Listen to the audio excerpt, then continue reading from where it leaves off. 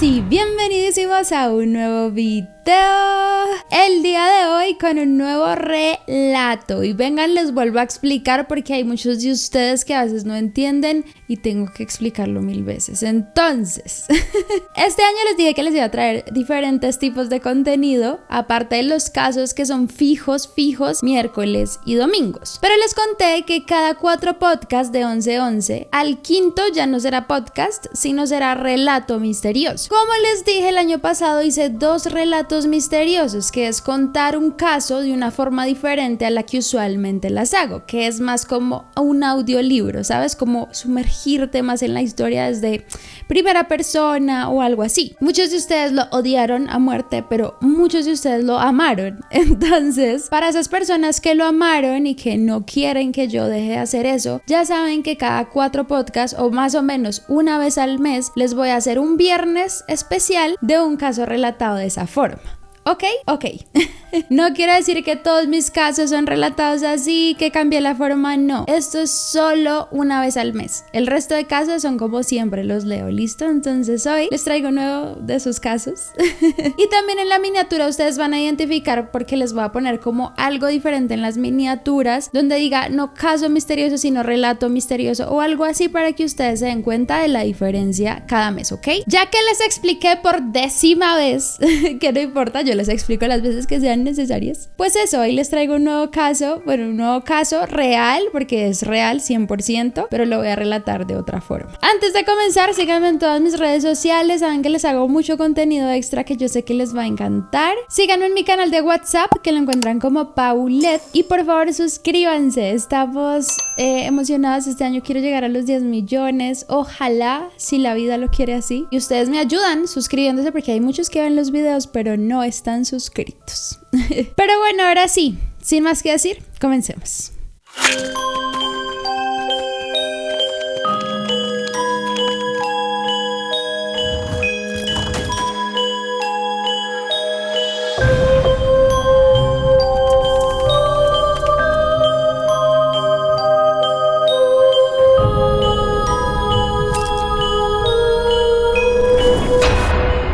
La historia de Iván Milat.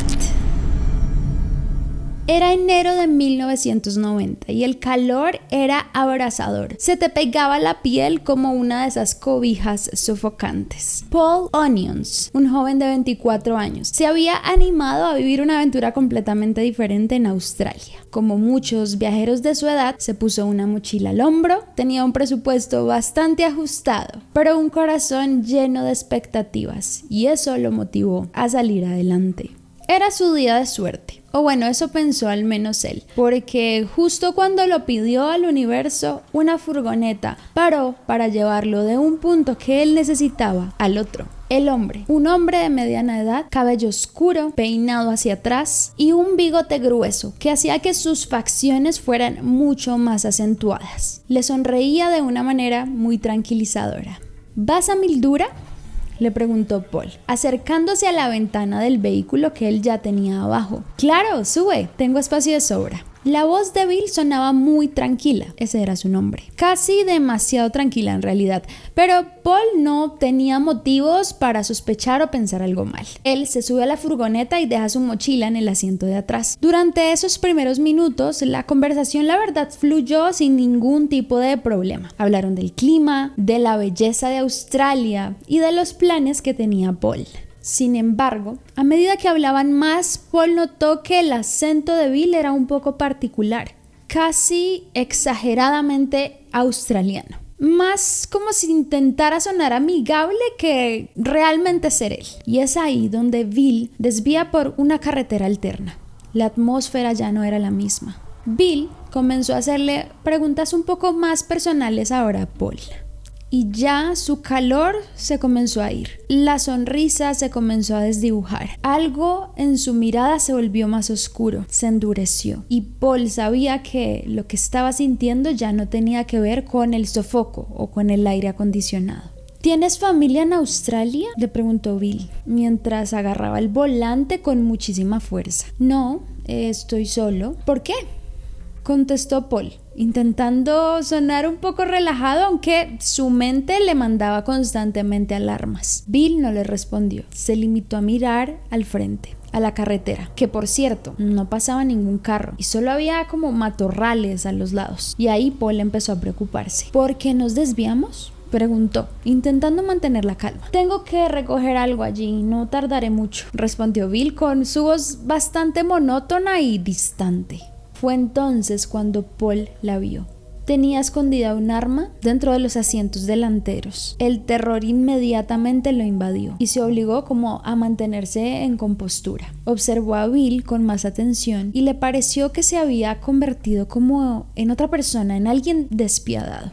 Bill frenó de la nada y le gritó: «¡Sal del carro!». Paul, intentando ganar tiempo de todo lo que estaba pasando, fingió que buscaba algo en su mochila. Rápidamente, en ese momento, el instinto de supervivencia se le activó. Sin pensarlo dos veces, abrió la puerta y salió corriendo tan rápido como podía. Los gritos de Bill sonaron por detrás de él. «¡Detente! ¡Voy a disparar! No eres el primero ni serás el último. ¡Vuelve aquí, maldito!». Paul no miró atrás. Siguió, sabía que cada segundo contaba. Corrió por un camino polvoriento hasta alcanzar la otra carretera. Agitó los brazos desesperadamente esperando que alguien se detuviera. Por favor, pero los carros pasaban de largo. Hasta que por fin se detuvo y una mujer lo ayudó a subir. La mujer se llamaba Joan Berry y era una residente local que se dirigía a un pueblo cercano. Tenía 30 años, cabello rubio, con un recogido un poco despeinado, y la expresión de su rostro era bastante sincera. Estaba muy preocupada por Paul. Paul intentó tranquilizarse. Ella veía que sus manos le temblaban muchísimo. Y es ahí donde ella le dice que se calme. Trató de tranquilizarlo. «¿Estás bien? ¿Qué pasó?», preguntaba ella alarmada. «Un hombre intentó, no sé qué hacerme. Tenía un arma. Necesito ir a la policía, ya». Joan frunció el ceño y aceleró rápidamente para llevar al chico a la estación más cercana. «No te preocupes, te llevaré. Estás a salvo ahora, calma». Y le dio una mirada tranquilizadora para asegurarse de que él iba a estar bien.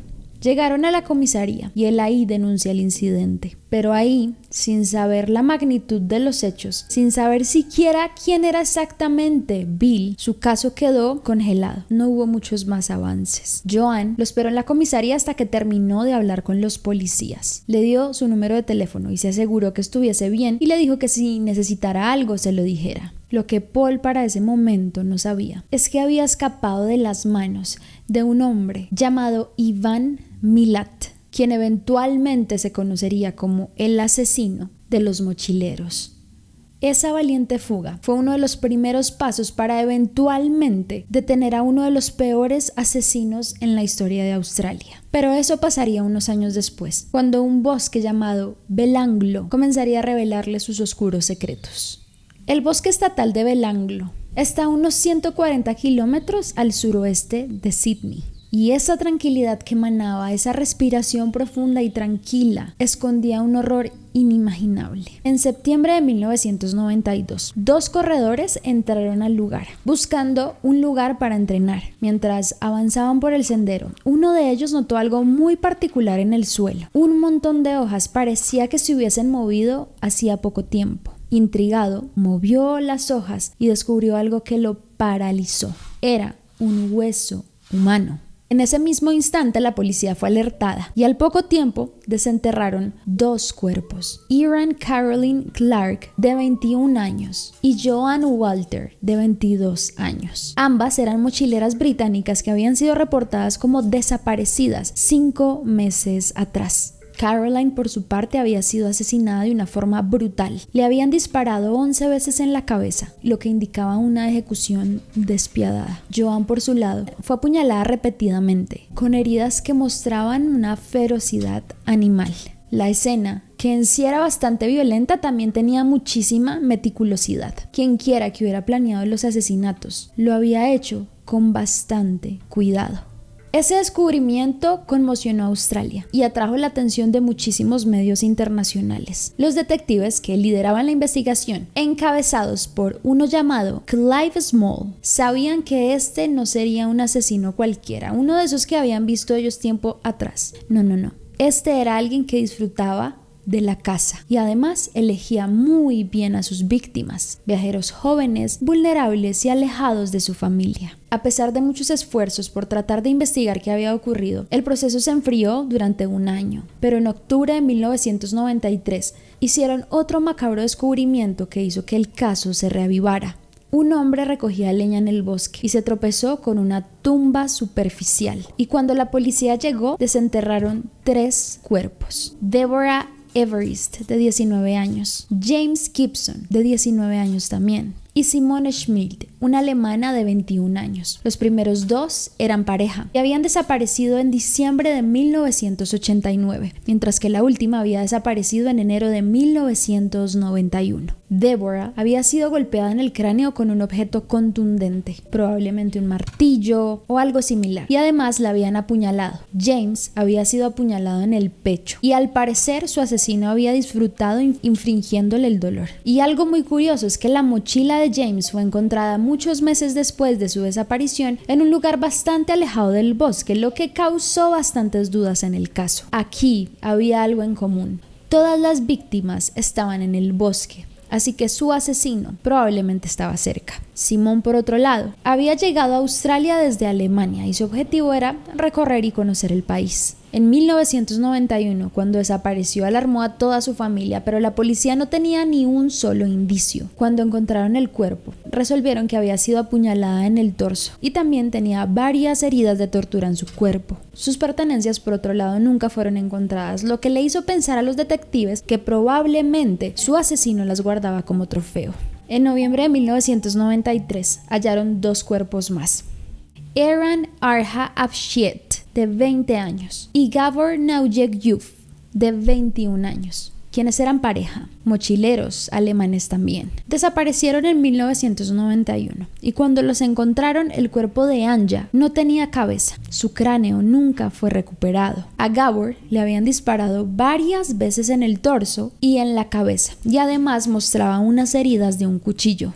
Esto era como que había luchado con total desesperación antes de fallecer. Dentro de todos estos hallazgos había un patrón bastante claro. Las víctimas eran mochileros, hacían auto-stop, lo que significaba que su asesino probablemente era el que les ofrecía el aventón. Obviamente, la ubicación del bosque permitía que se pudiese hacer lo que quisieran sin que nadie se diera cuenta. Además, las heridas de todos compartían el patrón de que este hombre o mujer disfrutaba de la tortura, pues muchos de ellos se veía que quedaban paralizados antes de fallecer. Además, le gustaban los disparos repetidos y en algunos de los casos parece que él dejara su propia firma. Sus familias vivieron el horror durante meses sin saber qué les pasaban y cuando lo resolvieron era un impacto mucho más grande. La familia de Joan Walters, por ejemplo, decía: "Siempre sentí que algo terrible le había pasado y ahora lo sé", decía su mamá. Las autoridades pidieron ayuda pública, rogando que cualquier persona que supiera algo que pudiese dar información en el caso se las hiciera llegar. Sin embargo, lo que no sabían es que el bosque seguía guardando muchas piezas claves que eventualmente ellos descubrirían. El bosque y los hallazgos habían conmocionado a la opinión pública y la policía solo necesitaba una pista concreta que los llevara al asesino. Fue entonces cuando en 1994, cuando Paul Onions, del Reino Unido, de quien hablamos al inicio, encendió el televisor y vio un reportaje sobre el asesino en serie de mochileros de Australia. Y allí le vinieron los recuerdos de aquel día en 1990, cuando casi es víctima de él. Él jamás le había contado su experiencia a nadie. Quedó en sus secretos. No quería recordar esos hechos, pero él sabía que debía actuar ese día. Sin pensarlo, 2 veces contactó a la embajada de Australia para contarle su historia. Creo que tuve suerte de escapar de ese hombre, le dijo con la voz temblorosa al oficial que tomó su declaración. Estoy seguro que él es el responsable de estos asesinatos. La información de Paul llegó rápidamente al detective Cliff Small, que era el líder de la investigación. Hasta ese momento habían seguido muchísimas pistas sin éxito, pero el testimonio de Paul sería clave para lo que estaban buscando. Encajaba perfectamente con el asesino, un hombre que le ofrecía llevar a los mochileros, los llevaba a lugares apartados y después comenzaba a perpetrar actos de extrema violencia. El inspector Small se reunió con todo su equipo para entrar a detalle sobre el caso de Paul. La descripción del supuesto Bill encajaba perfectamente con lo que ellos buscaran, así que se abrieron a más espacios para saber dónde podía atacar. Las declaraciones de Paul sirvieron para hacer una especie de recorrido de lo que él había hecho ese día, y concluyeron que ese atacante probablemente vivía cerca a una zona llamada Hume, una zona justamente muy cercana al bosque. Esto tiene que ser una pista clave, dijo Small, inclinándose sobre un mapa que tenía en la pared. Si conseguimos conectar esto con los cuerpos, podríamos tener finalmente al sospechoso. Los detectives comenzaron a revisar también los registros policiales de alguna persona con pasado violento o antecedentes de comportamiento por la zona. Fue entonces cuando un nombre comenzó a destacar: Ivan Milat.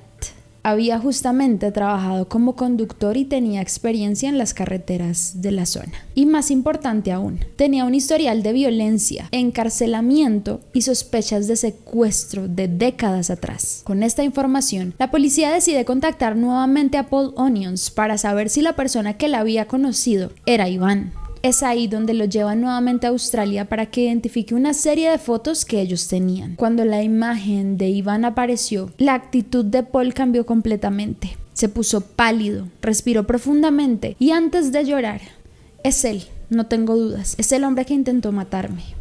Ese aire fresco de esa mañana de 1994 parecía presagiar algo. La ciudad, a diferencia de otras veces, estaba tranquila, ajena a todo lo que ocurriría minutos después. Tras meses de investigación, la policía por fin pudo ponerle un rostro al criminal. Ivan Milat, un hombre que parecía completamente normal a los ojos de sus vecinos, está a punto de ser arrestado, aunque él no lo sabía.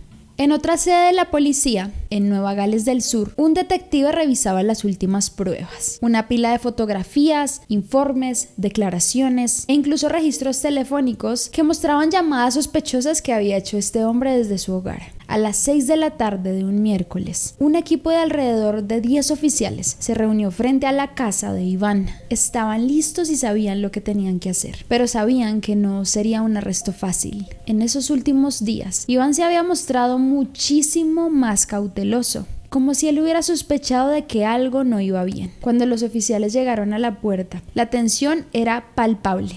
El detective tocó la puerta con firmeza. Iván, quien estaba en casa con su madre, respondió muy lentamente, sin mostrar ningún signo de preocupación. ¿Sí? ¿Qué quieren?, preguntó Milat mientras cruzaba los brazos como si no tuviese nada que temer. El oficial a cargo, con una voz muy calmada, le explicó que necesitaban hablar con él sobre algunos asuntos relacionados con su vehículo. Él no dijo nada, pero su expresión cambió instantáneamente. Sus ojos, que parecían tranquilos, comenzaron a mostrar algo: miedo, desesperación, algo más. ¿De qué se trata esto?, insistió, sin moverse de la puerta. Es mejor que hablemos adentro, respondió el oficial sin darle la margen para discutir. Los agentes entraron e Iván se quedó en silencio, observando cada uno de los movimientos con precisión. El interrogatorio comenzó después. Iván negó cualquier implicación en los crímenes, manteniendo una calma que la verdad parecía bastante actuada. Sus respuestas eran evasivas, pero las preguntas que hacían lo acorralaban cada vez más, como si estuviera atrapado en la tela de una araña invisible. ¿Sabía usted que habían mochileros desaparecidos en el área de Belanglo?, preguntó el detective mirando fijamente a Iván. Sí, pero eso no tiene nada que ver conmigo, respondió Milat con las manos apretadas, como si tratara de esconder algo. Tenemos testigos que lo identifican, Milat, dijo el detective. Es más, tenemos pruebas. ¿Está seguro de que no quiere decirnos algo antes de que todo esto se complique más? Milat, al escuchar esto, pareció quebrarse, aunque de una manera muy sutil.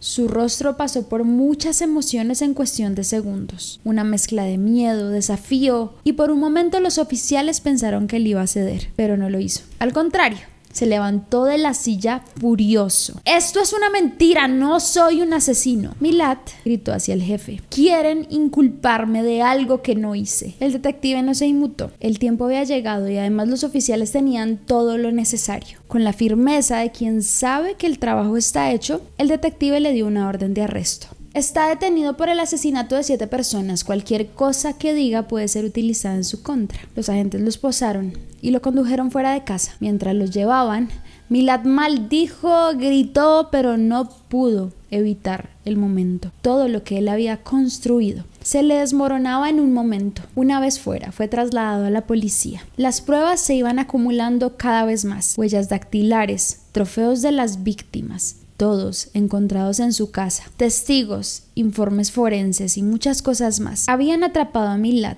pero por alguna razón no era esa sensación de victoria la que predominaba en las salas de interrogación. En lugar de ello había tristeza por las vidas perdidas, por la sangre derramada en aquel bosque. Lo sospechábamos, pero ahora por fin lo sabemos con certeza, dijeron los oficiales mientras observaban a Milad que lo llevaban a su celda. Milad miró hacia el suelo como si ya estuviera en otra parte, en un lugar donde esos gritos horribles de sus víctimas no pudiesen alcanzarlo. Ya no era un hombre común.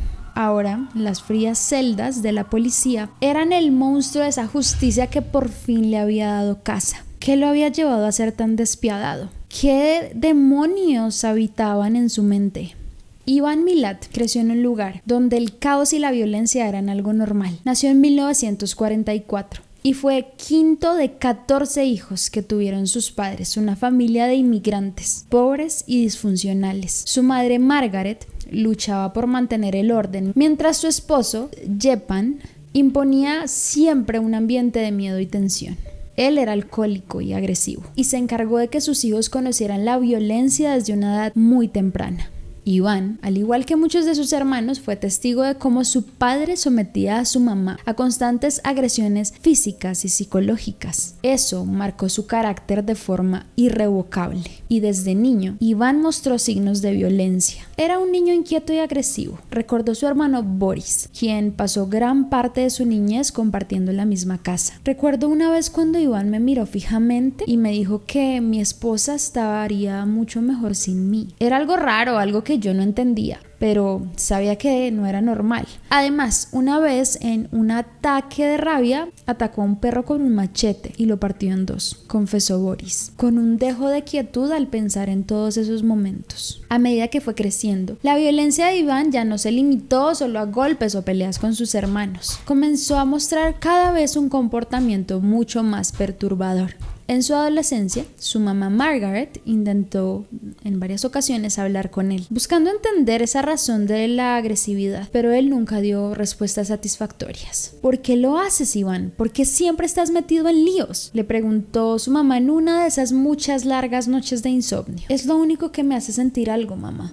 respondió él con una frialdad sorprendente. Lo hago porque puedo, porque nadie me va a decir lo que debo hacer. Margaret suspiraba sin la forma de hallar una respuesta y una forma de calmar ese dolor. Sabía que Iván no era como los otros niños, pero no comprendía la magnitud del problema que realmente tenía entre sus manos. A los 17 años, Iván fue arrestado. Robó una tienda de artículos deportivos y la policía lo encontró muy rápidamente. Fue ese su primer contacto con la ley, pero no sería sin duda el último. Ya mostraba un patrón a esa edad, impulsos más fuertes que su capacidad de racionar, y mientras los años pasaban, Iván se adentraba cada vez más en el mundo de los pequeños delitos, robos, manipulación, y era un patrón que se agudizaba con el tiempo. A los 21 años, lo arrestaron por abusar íntimamente de una mujer cerca a un campo de Sydney. La víctima lo identificó, y a pesar de que la policía tenía las suficientes pruebas, él nunca sintió remordimiento. Él sentía era poder, algo que lo movía a continuar haciendo esos actos, no un deseo de venganza, un enojo. Sus víctimas finalmente eran solo una herramienta para lograr lo que él deseaba. Durante un tiempo él estuvo en prisión, y ahí fue cuando comenzó a desarrollar una personalidad muchísimo más peligrosa. Ese aislamiento le permitió reflexionar, pero no arrepentirse. La prisión fue una experiencia para él en la que reforzó la idea de que él era superior y de que era un hombre que podría salirse con las suyas sin importar lo que pasara. Claramente, como muchos psicópatas, la empatía y la culpa no hacían parte de él. Es más, quitarle la vida a alguien lo veía como el poder absoluto. Después de que lo liberaron, él se hizo camionero. Es una ocupación que le permitió viajar por muchas carreteras solitarias de Australia. Y es por esto que se cree que muchas personas murieron en sus manos, y no solo 7 como se pensaban. Era un hombre muy aislado, pero también muy astuto, y su comportamiento era difícil de leer, lo que le permitía entre las sombras pasar sin levantar sospechas. Sus hermanos comenzaron a notar cambios en su carácter, y él y muchas otras personas más. ¿Qué te pasa, Iván?, le preguntó un hermano en una ocasión. No puedes seguir así, estás haciendo que todos se aparten de ti. Iván lo miró fijamente y una sonrisa se dibujó en su rostro. ¿Y si lo hago?, respondió con una indiferencia indescriptible. Ellos no entienden nada, nadie lo hace. Las mujeres, las parejas de los demás, son mías. Si las quiero, las tomo. El hermano se quedó en silencio, perplejo, no podía ni responder. Lo que estaba ante él era un chico que él ni siquiera conocía y comenzaba a verse realmente como otra cosa, como un depredador. Y ese deseo de tener el poder comenzó a crecer en Iván. Empezó a cazar a sus víctimas. Se dedicaba a atraer mochileros desprevenidos, prometiéndoles un lugar para pasar la noche o un poco de compañía. Detrás de esa sonrisa amable y su fachada de camionero súper respetable, él era un asesino. Un testigo clave dijo una vez que recordaba cómo Iván lo había mirado fijamente mientras tomaban un café en una carretera solitaria. «Sabías que te iba a encontrar, ¿verdad?», le dijo Iván con un tono tranquilo pero penetrante. El hombre, desconcertado, intentó darle una respuesta, pero Iván no le permitió hablar. «Nadie sale de la oscuridad y nadie puede escapar de lo que soy». Las palabras de Iván siempre eran un reflejo de su psicopatía. Un hombre que se veía siempre a sí mismo por encima de los demás. «Me gusta el control», dijo Iván en una entrevista más tarde durante su encarcelamiento. «No me importa lo que pensaran los demás. Y cuando los mate, es como si todo desapareciera. No más pensamientos, no más dudas». Pero la verdad sobre Iván no era tan simple como parecía. Aunque había sido condenado por el asesinato de 7 jóvenes, las autoridades no podían ignorar igual las múltiples desapariciones que se habían dado en todo el país y que seguían con patrones muy similares a los de él. En 1993 se formó un equipo con un objetivo claro: revisar todos los casos de desapariciones no resueltas y ver si existía una relación con el modus operandi que tenía Iván. A medida que los investigadores profundizaban en las teorías, se daban cuenta que las coincidencias eran demasiadas para ignorarlas. Iván, con su trabajo de camionero, viajaba desde lugares como Adelaide hasta Melbourne, pasando por Brisbane, Goulburn, Jazz, Canberra y Perth. Y esto le daba una movilidad geográfica impresionante, lo que lo hacía el candidato perfecto para cometer los crímenes en lugares diferentes sin levantar sospechas. En aquellos años, nadie pensaba que alguien podría tener tantas cosas en común para cometer tales atrocidades. En los archivos, nombres de jóvenes desaparecidos comenzaron a surgir uno tras otro, en su mayoría chicas, desaparecidas también en áreas remotas y algunas de ellas que Iván conocía muy bien. Leanne Goodall, Robbie Hickey, Amanda Robinson. El comandante pasaba las páginas una tras otras, observando los detalles de cada desaparición. Todo estaba allí.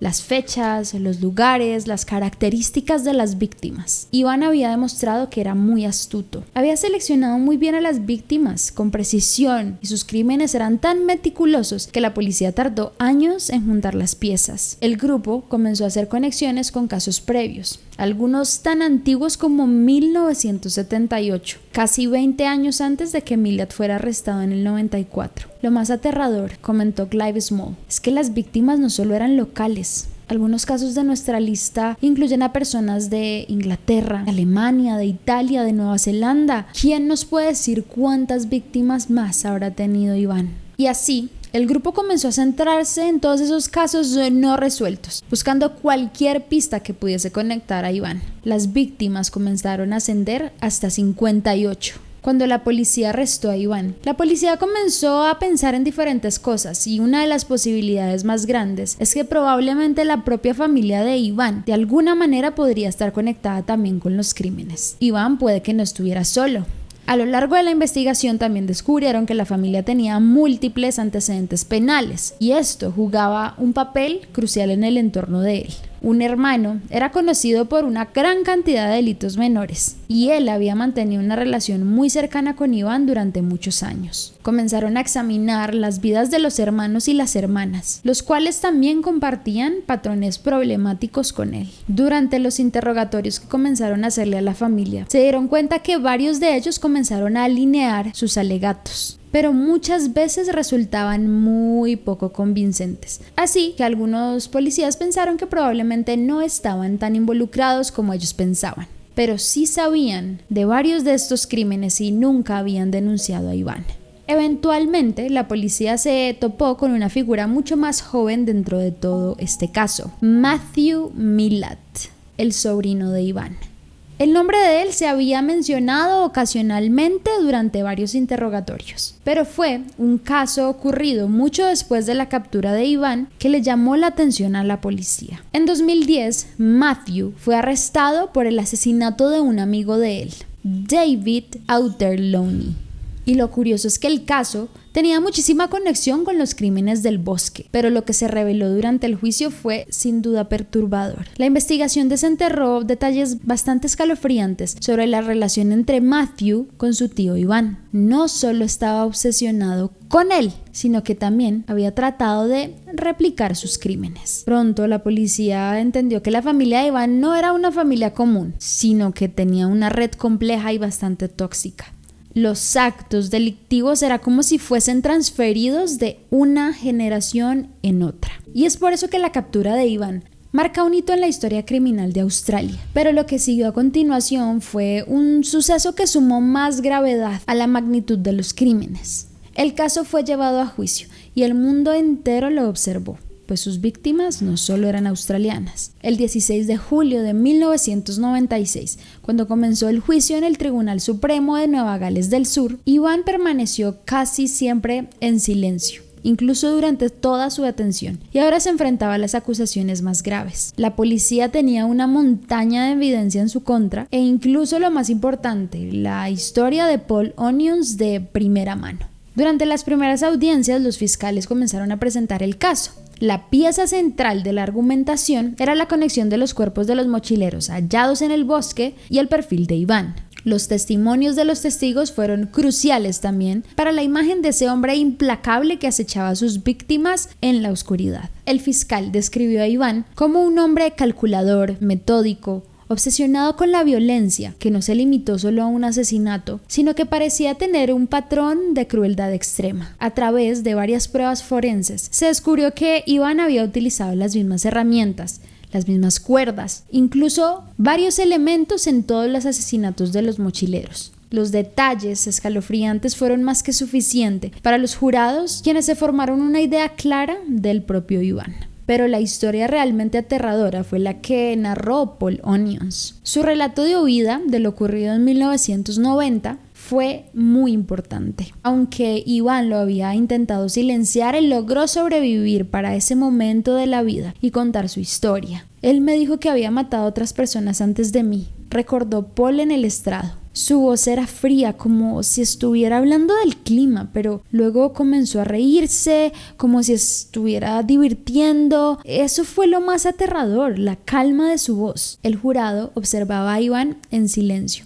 Sentado en su silla parecía bastante distante, como si no comprendiera la magnitud de lo que estaba pasando. No había ningún rastro de arrepentimiento en su rostro, solo una muy pacífica expresión. Las pruebas eran irrefutables, pero él se mantenía en su posición de inocencia. Durante los meses del juicio, su defensa intentó armar alguna duda en la mente del jurado, diciendo que probablemente él había sido víctima de un error judicial, o que tenía esquizofrenia, o que le habían plantado evidencia falsa, que no había suficientes pruebas directas para vincularlo con los crímenes, y que las confesiones eran realmente muy poco confiables. Intentaron desviar la atención hacia otras personas que hubieran podido cometer estos crímenes. Sin embargo, todo resultó infructuoso. ¿Pero por qué no habló antes?, preguntó el fiscal con firmeza durante los interrogatorios. ¿Por qué no se presentó ante la policía si era inocente? ¿Por qué esperó hasta que el caso ya estuviera cerrado sobre él? La defensa de Iván apenas pudo replicar a esas preguntas.